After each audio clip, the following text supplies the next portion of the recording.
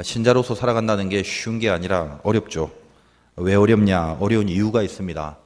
이 세상 한가운데 있지만 세상과는 달라야 될 것을 우리는 요구받고 있습니다.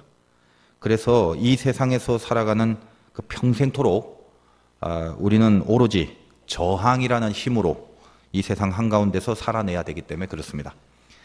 왜 그래야 하느냐? 한 번뿐인 인생인데 뭐 그렇게 힘들게 살 필요 있냐?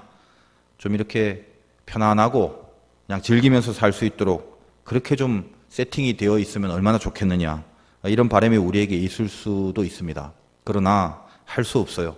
왜 우리가 이 세상을 끝까지 죽을 때까지 저항하며 살 수밖에 없는가라고 했을 때 딴 이유는 하나도 없습니다. 죄 때문에 그래요. 우리 인류의 역사를 너무 쉽게 보면 안 됩니다. 이 기독교 역사는 한마디로 흉측한 죄 때문에 하나님과 멀어진 인간이 그분의 그 깊은 사랑의 힘으로 다시 하나님 곁으로 가게 되는 참 애절한 역사다, 이렇게 이해를 하셔야 돼요. 그것을 우리는 구속사라고 그러고, 다시 말해서 구원의 역사라고 그럽니다. 우리가 이 땅을 살아가는 모든 역사는 구원의 역사, 구속사라는 거죠. 그래서 이제 좀 참으셔야 됩니다. 죽기까지. 얼마 남지 않았잖아요. 끝까지, 그때까지 저항해야 됩니다. 생명이 있다는 것, 그 생명의 본질은 저항입니다. 우리가 바다에서 죽어 떠내려가는 물고기를 잡아서 만약에 회를 쳐먹는다면 그 소금기가 짜서 먹질 못할 거예요. 근데 화로회, 지금 막 살아있는 물고기를 잡아서 바로 회를 해서 먹으면 그것은 그 소금기 쩔여 있는 바닷속을 헤엄쳐 다니는 물고기지만 전혀 짜지가 않죠. 왜냐하면 그 물고기가 갖고 있는 생명은 그 소금기를 늘 저항하면서 살 수 있는 그 삶을 살았기 때문에, 그 생명력이 있기 때문에 소금기가 스며들지 않았다는 것입니다. 따라서 저와 여러분이 하나님을 믿고 살기로 했다면 우리 인생의 근본 철학에서 삶을 바라보는 관점이라는 게 굉장히 명확해야 돼요. 대강 저 세상과 같이 흘려보내는 유유자적한 인생, 그것이 진리라고 속지 말아야 됩니다. 유유자적이란 단어는 얼마나 좋아요. 들어도 좋고 편안하고 그렇죠. 근데 안타깝게도 유유자적한 인생이 진리가 아닙니다. 죽기까지 싸워야 되는 전투, 그것이 신자의 인생관이어야 마땅합니다. 성경은 그래서 곳곳에서 우리를 군사로 부릅니다. 군사가 뭐죠? 싸움이 끊이지 않는 것, 끝까지 싸워야 되는 것. 예수를 믿었더니 나 편안해 죽겠네, 왜 이리 아무 일도 없고 마냥 인생이 유유자적한가. 만약에 그러고 있는 사람이 있다면 지금 자기가 바른 믿음을 가지고 사는지 다시 심각하게 살펴보시길 바라요. 혹자들은 이렇게 얘기하죠. 이거 싸우는 거, 뭐 저항하고 뭐 군사 이런 거, 그런 거 싫어. 그냥 물에 물 탄 듯 술에 술 탄 듯 술술술술 그냥 그렇게 사는 게 인생 아니냐. 그리고 종교라는 게 뭐 인생 편하자고 있는 거 아니야? 그러니까 난 뭐 싸우고 저항하고 뭐 그럴 바에야 나 예수 안 믿고 살래. 혹시 그런 분들이 있는지 모르겠어요. 근데 속지 마십시오. 분명한 건 싸움이 있는 인생의 결론이 평안이지, 대강 같이 흘러가는 인생의 결론은 절대로 평안이 아니다라는 것을 명심하셔야 돼요. 그러면 이런 싸움이 왜 있어야 되나? 당연히 목적이 다르기 때문이죠. 세상이 흘러가는 방향과 신자가 가야 하는 방향이 다릅니다.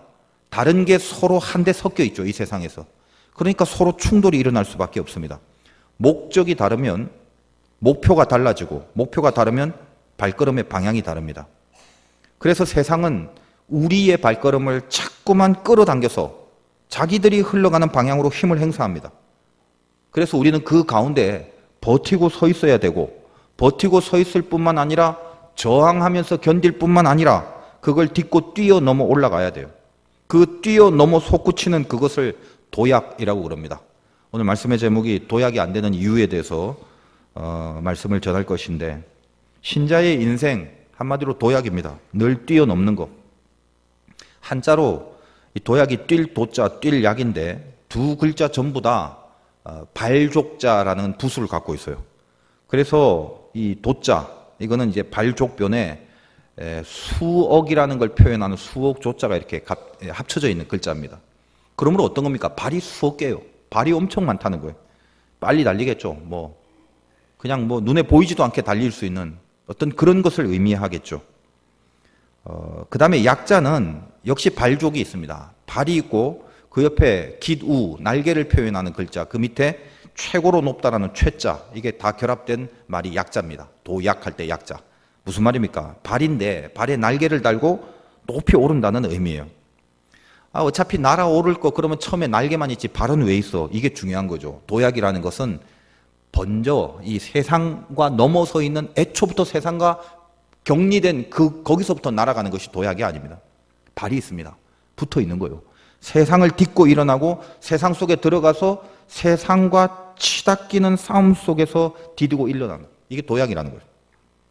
진짜 믿음을 갖고 살라고 순간적인 생각이 딱 들 때가 있죠. 여러분도 마찬가지일 겁니다. 이제까지 대강 신앙의 삶이 아니라 이젠 진짜 한번 믿음을 갖자고 확 하고 어떤 결단의 순간이 왔어요.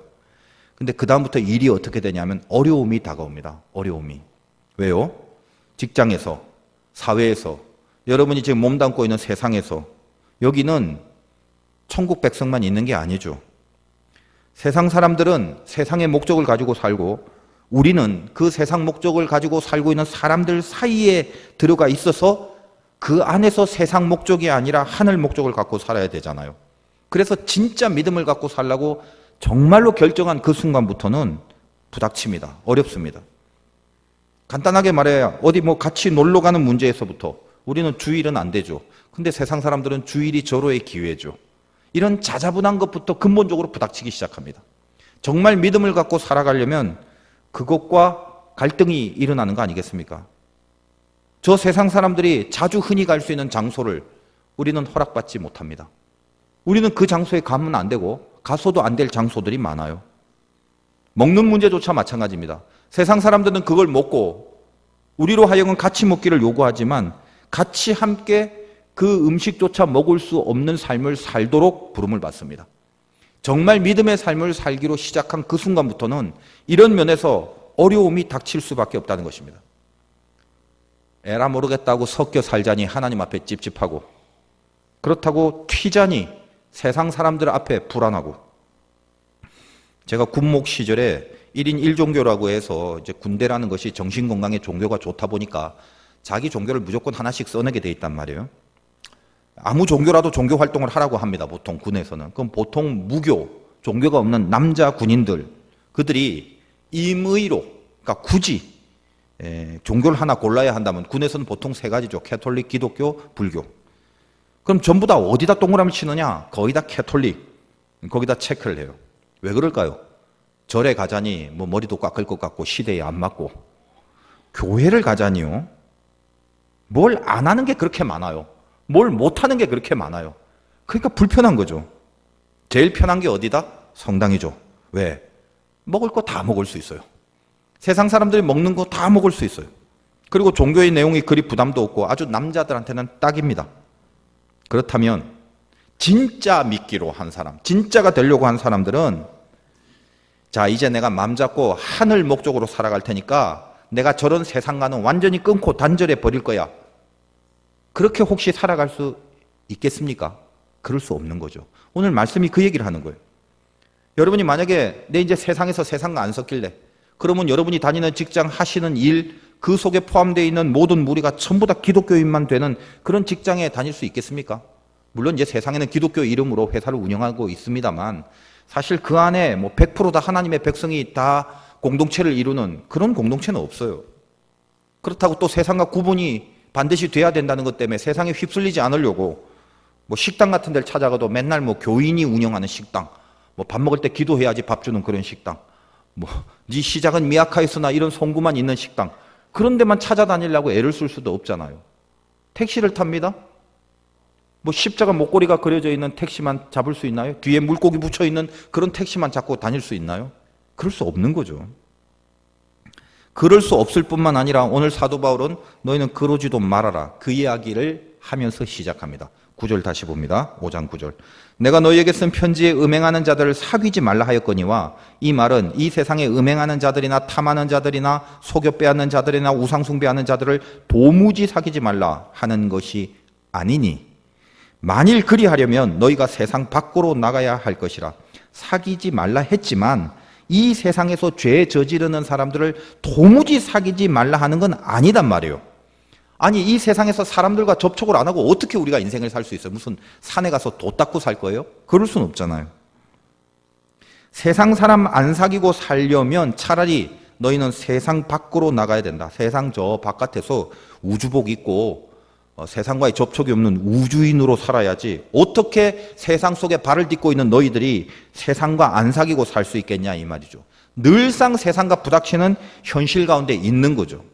다만 거기서 우리는 끝까지 생명을 갖고 저항하도록 요구를 받고 있는 것이죠. 9절에 뭐라고 다시 합니까? 음행하는 자를 사귀지도 말라라는 말은 그러므로 어떤 의미입니까? 11절에 가서 이제 내가 너희에게 쓴 것은 만일 어떤 형제라 일컫는 자가 음행하거나 탐욕을 부리거나 기타 등등의 죄를 저질렀을 때 사귀지도 말고 그런 자와 함께 먹지도 말라 함이라. 바울의 논리가 이런 거예요. 세상과 사귀지 않을 수는 없다. 세상의 죄인들 속에 우리는 섞여져 있고 이 죄 속에 우리는 던져져 있다. 그러나 그들과 섞여서 사는 것은 어쩔 수 없는 것이다. 거기서 저항을 해야 된다는 거죠.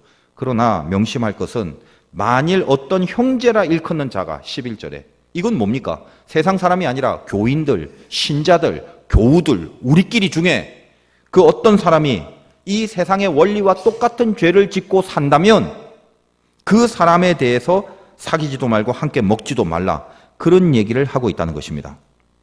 이게 이제 어떤 내용인가 하면 12절에 보니까 밖에 있는 사람들을 판단하는 것이야 내게 무슨 상관이 있으리요마는 교회 안에 있는 우리들, 이 신자들이야 너희가 판단하지 아니하랴.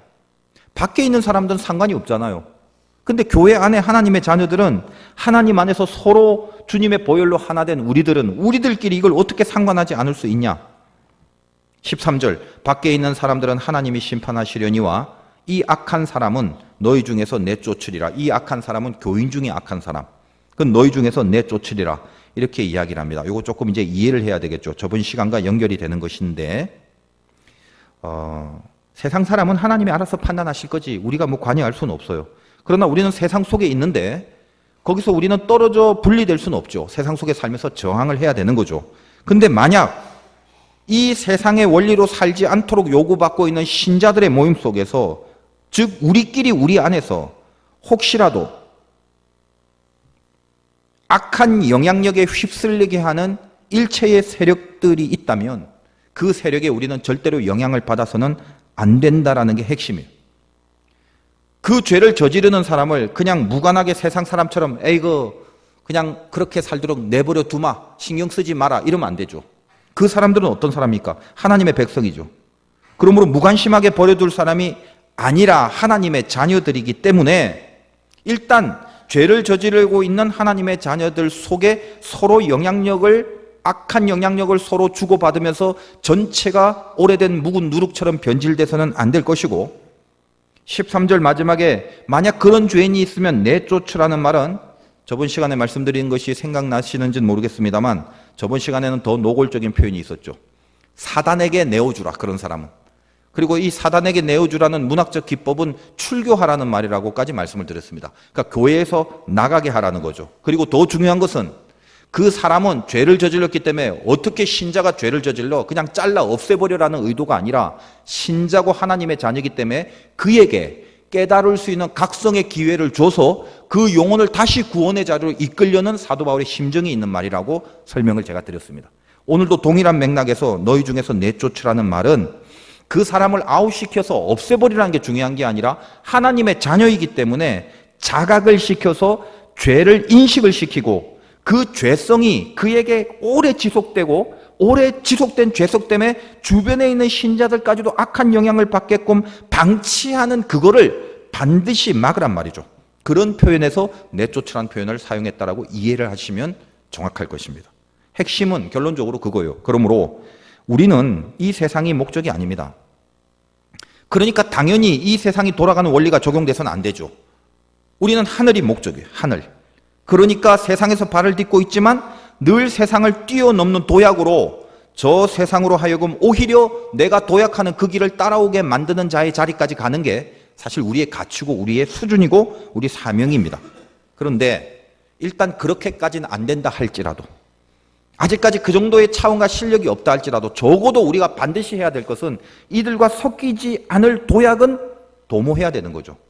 그럼 무엇과 섞이지 않나? 세상 원리, 세상의 죄성, 이것과 절대 섞여서는 안 된다는 건데 오늘 하나님의 말씀 가운데 그럼 구체적으로 이 세상의 원리는 어떤 것을 내용으로 하는가를 사도 바울은 10절에서 이런 것으로 예를 듭니다. 다시 보니까 10절에 이 세상에 음행하는 자, 탐하는 자, 속여 빼앗는 자, 우상 숭배하는 자, 이 네 부류로 우리들에게 소개를 하고 있습니다. 이게 세상 원리의 가장 중요한 것들이에요. 다시 음행, 탐하는 거, 속여서 뺏는 거, 우상 숭배하는 거. 이 넷 다 죄성인데 혹시 이 중에 뭐가 가장 밑바닥에 있는 뿌리 죄성이겠습니까? 한번 생각해 보세요.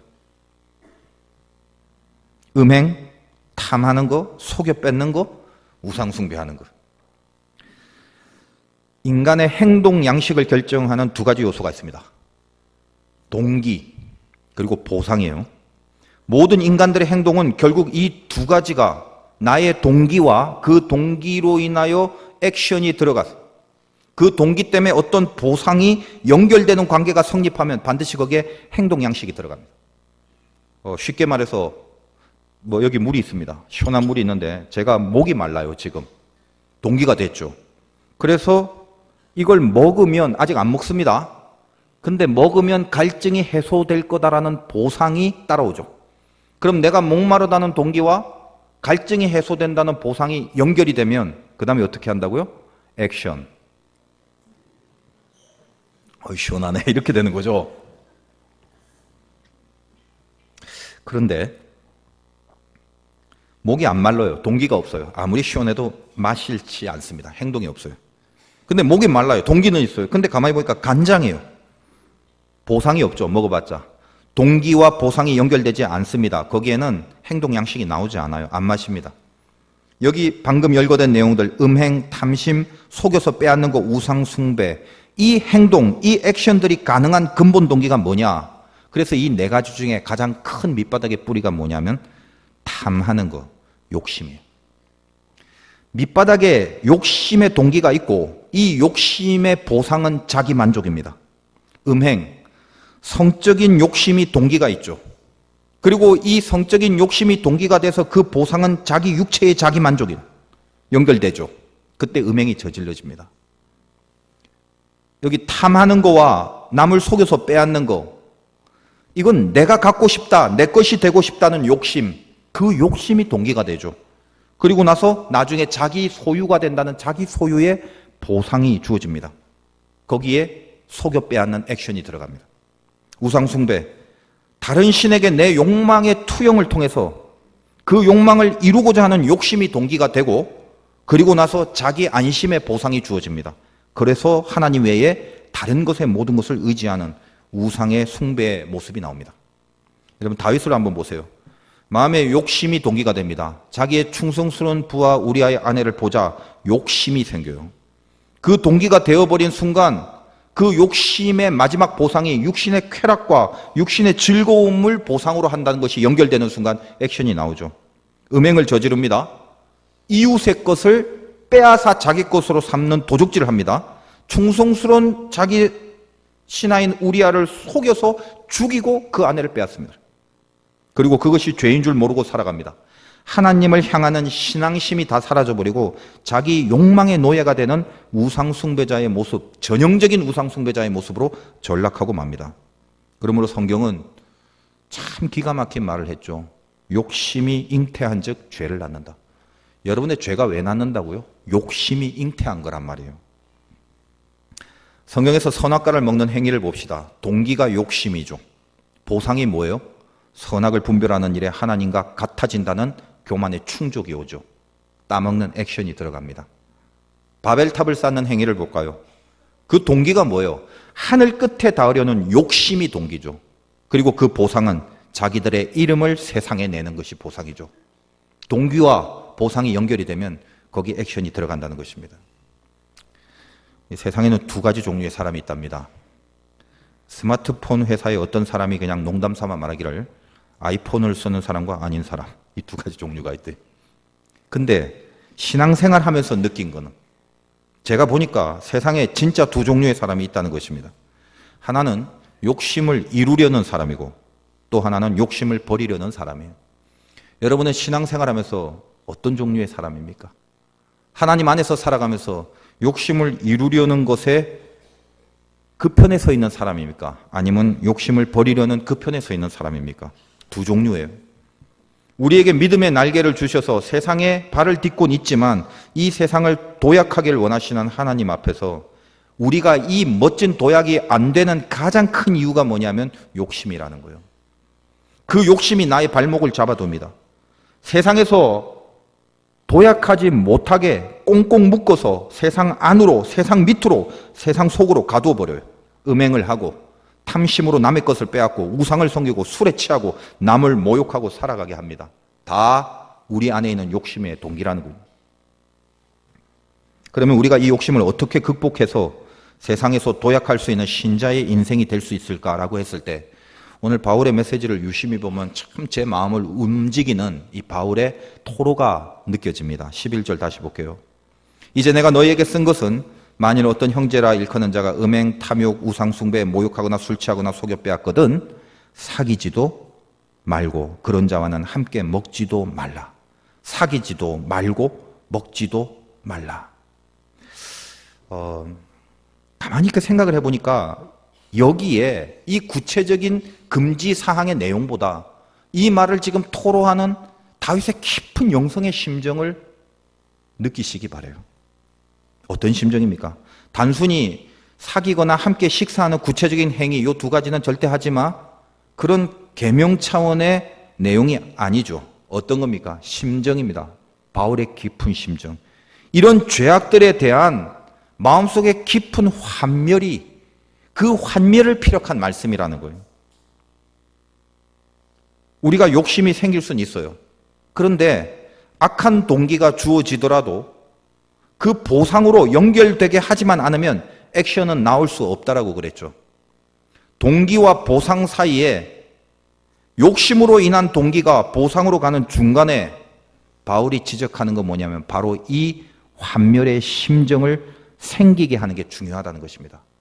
여러분 마음속에 죄에 대한 환멸이 생겨야 죄를 끊을 수 있어요. 여러분 마음속에 욕심에 대한 환멸이 생겨야 그 욕심에 대한 보상을 노리지 않게 됩니다. 도무지 사귀지도 말고 밥도 같이 먹지 말라. 환멸이란 말이에요. 죄에 대하여 지긋지긋한 환멸을 느끼는 이 바울의 깊은 토로를 이 고린도 교회 교인들과 같이 동기화하고 싶은 거예요. 데살로니가전서 5장에는 악이란 건 모든 모양이라도 버려라. 욕과 저주와 비판을 자주 하는 그런 악한 입술을 갖고 있는 사람은 입도 뻥끗하지 말라는 거예요. 술의 고주망태가 돼서 자기를 제어하지 못할 정도로 중독에 빠져 있는 자가 술을 안 먹기로 했다면 술집 자체를 근처를 가지 말라는 거예요. 난 그냥 앉아만 있을게요. 이러지 말라는 거예요. 그냥 한 잔 받아만 놀게요. 그러지 말라는 거예요. 악한 것은 어떤 모양이라도 버려라. 환멸이에요, 환멸. 사귀지도 말고 먹지도 말라.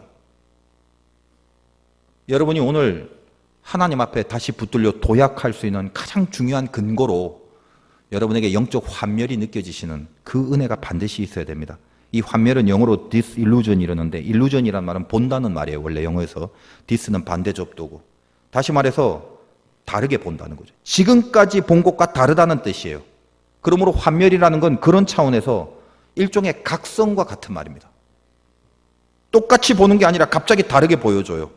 죄에 대한 환멸을 느끼는 것, 그때 죄된 행동을 맡게 됩니다. 이스라엘 백성이 출애굽의 도약이 있었죠. 얼마나 멋진 역사입니까? 근데 그 도약이 있기 전에 애굽은 10가지 재앙을 받았습니다. 그 재앙은 하나님께서 허락하신 10가지 재앙이지만 첫 번째로는 애굽인들을 못 살게 구는 차원일 수도 있죠. 그리고 두 번째로는 애굽의 신들을 향한 하나님의 저격이기도 합니다. 그러나 더 중요한 것은 뭐냐면 오랫동안 오래 묵은 누구처럼 그 애굽에서 그 노예의 삶을 계속 살아가는 하나님의 백성들에게 너희들이 지금 여기에 사는 이곳은 절대로 너희들이 살만한 곳이 못 된다라는 것을 다시 말하여 disillusion, 이제까지 본 것과는 전혀 다른 새로운 곳을 보게 하는 거예요. 그렇게 풍요롭게 느껴졌던 그곳, 그래서 바로의 말을 듣는 거에 아무런 거리낌도 없이 그냥 말만 잘 듣고 노예 생활 잘하면 등 따시고 배부른 인생, 그것이 목표고 그것이 전부였던 삶을 살아가면서 우리가 이 나일강의 풍요로움을 누리는데 뭐가 아쉽냐라고 할 그때에 그 나일강의 문명에 강이 물이 피가 되고 그 비옥한 늪지대에서 개구리가 튀어나오게 하고 마른 땅에서 이가 득실득실 거리게 하는 그 재앙 속에 이스라엘 백성들로 하여금 영적인 실체를 다시 보게 하는 거죠. 뭘 느끼게? 이 애굽에 대한 깊은 환멸을 느끼게 합니다. 디스일루전이. 다시 보게 합니다. 좋았다고 생각했는데, 괜찮다고 생각했는데 거기서 사귀지도 말고 밥도 같이 먹지 않고 싶은 깊은 환멸이 올라오는 거예요. 다른 걸 보게 하십니다. 그들은 더 이상 애굽에서 살아가야 될 동기가 없어지고 그 환멸이 생겨지자 애굽에 대한 보상도 사라집니다. 동기와 보상이 연결이 되지 않자 그들은 약속을 향한 새로운 도약을 하게 되는 거예요. 사람의 뇌라는 게 이 두뇌가 참 신비해요. 그래서 이 뇌도요, 부위별로 기능이 달라요. 우리가 왼쪽 뇌를 다치면 오른쪽 기능이 마비가 되고 오른쪽 뇌를 다치면 왼쪽 기능이 마비가 돼요. 그런데 가장 중요한 인식 기능을 하는 곳이 전두엽이라고 있어요. 이 뇌 중에 앞부분인데 여러분 이마 쪽에 있는 것입니다. 이마 조심하세요. 어디가 아무 데나 박으면 안 됩니다. 보통 사람은 이 전두엽에서 생각 혹은 계획 혹은 판단, 이런 인지 능력이 있고 그 인지 능력을 통하여 몸의 움직임, 나의 행동을 야기하는 모든 기능, 모든 인지 기능을 다 이 전두엽에서 합니다. 예를 들면 내가 건강이 너무 안 좋아져서 술을 너무 많이 먹었어. 이거 건강이 안 좋아. 끊어야지 하고 전두엽이 인지를 하죠. 그러면 그 인지된 대로 행동이 따라오게 되어 있습니다. 술을 안 먹는 생활을 하게 되죠. 건강이 계속 나빠졌기 때문에 먹으면 안 되라는 인지를 통해서 전두엽은 나에게 몸의 행동을 계속 명령합니다. 먹지 않게끔. 근데 그러다가 사람 뇌의 이 전두엽의 기능이 힘을 잃어버리는 순간이 있어요. 언제 기능이 약해지냐면요, 스트레스예요. 스트레스를 받아버리면 전두엽의 기능이 갑자기 딱 약해집니다. 다운이 돼버려요. 극도의 스트레스를 받게 되면 인지 기능이 약해지고, 인지 기능이 약해지면 판단에 대하여 행동 결정 능력이 사라지게 되죠.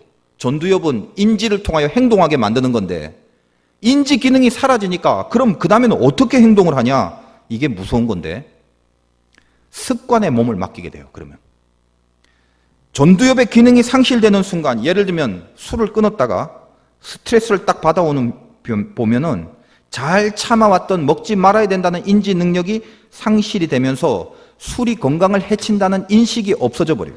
그리고 어떻게 간다? 전에 술독에 빠졌던 습관으로 다시 돌아가게 된다는 거예요. 이게 겁나는 거죠.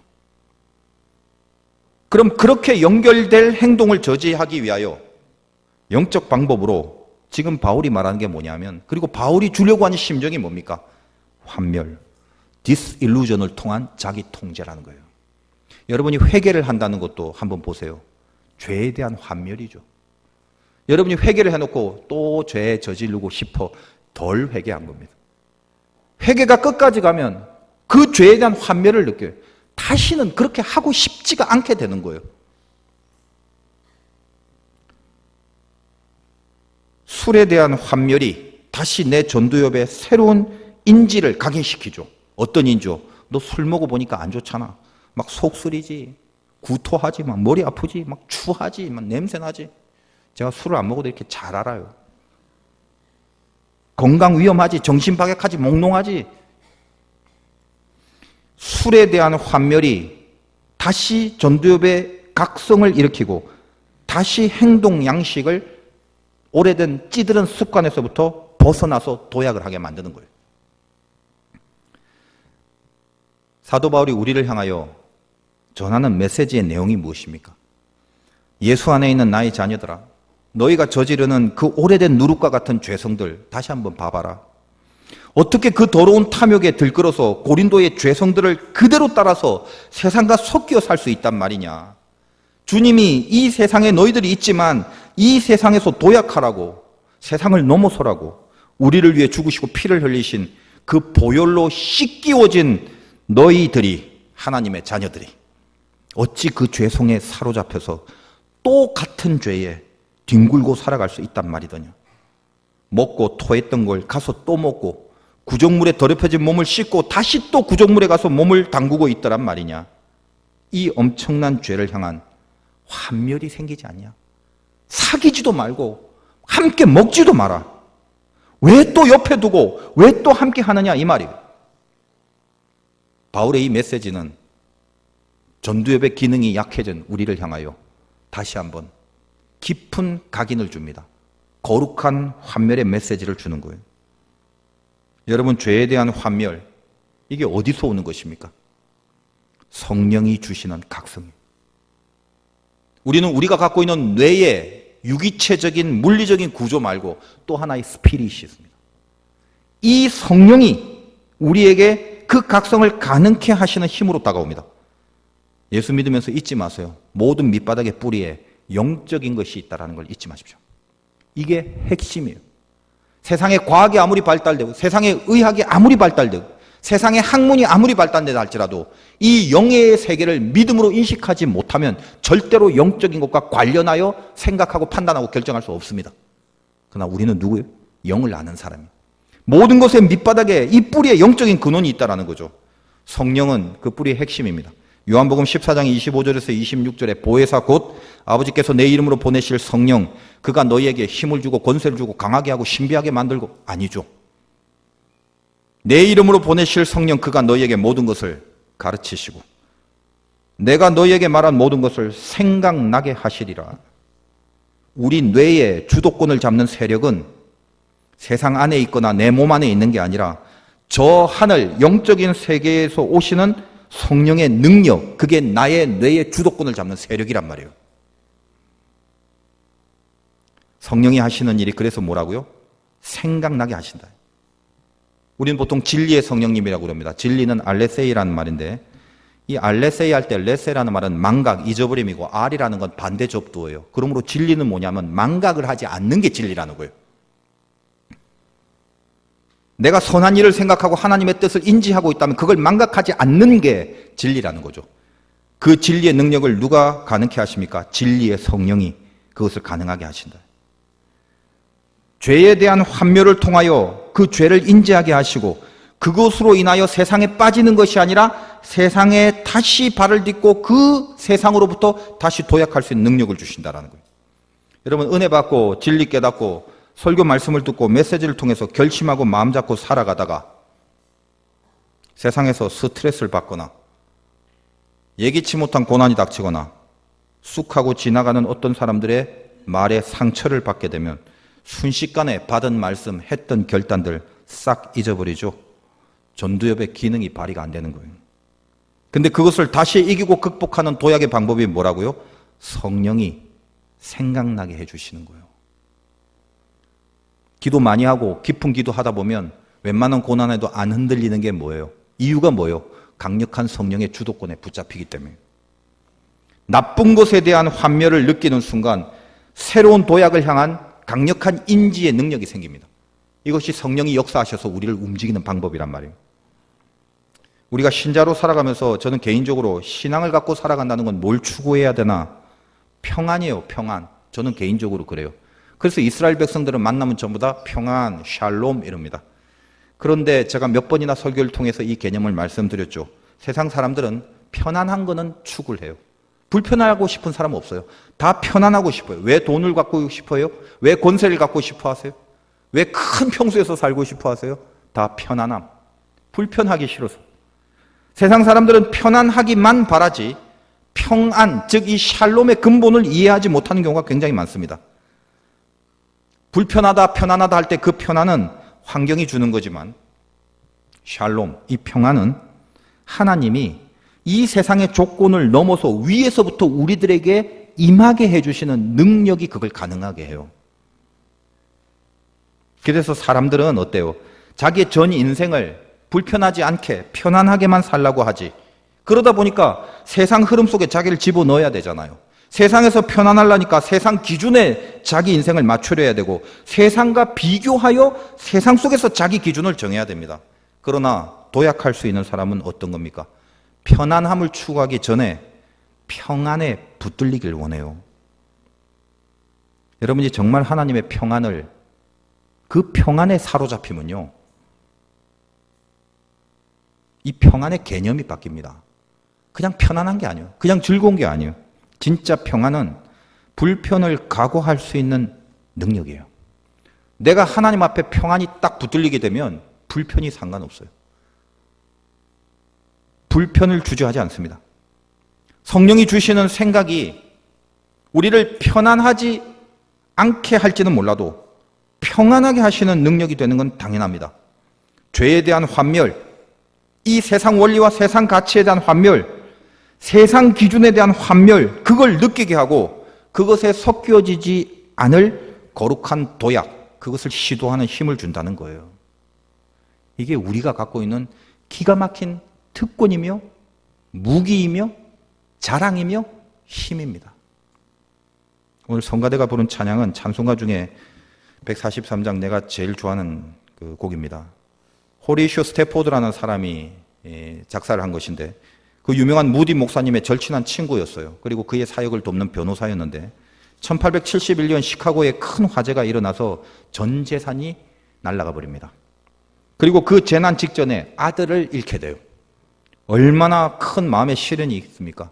재산이 다 없어져 버리고 아들이 죽었는데, 그래서 아내와 남은 딸 4명, 딸이 4명인데 이들을 모두 유럽으로 휴식을 취하게 하려 보내고, 이 스탠포드는 자기 남은 사역을 마치고 가족들과 합류하기로 하고 아내와 딸들을 미리 보냅니다. 아내와 딸이 탔던 배가 뉴욕항을 출발해서 가는 도중에 영국의 철갑선과 충돌해서 거기서 226명이 생명을 잃게 돼요.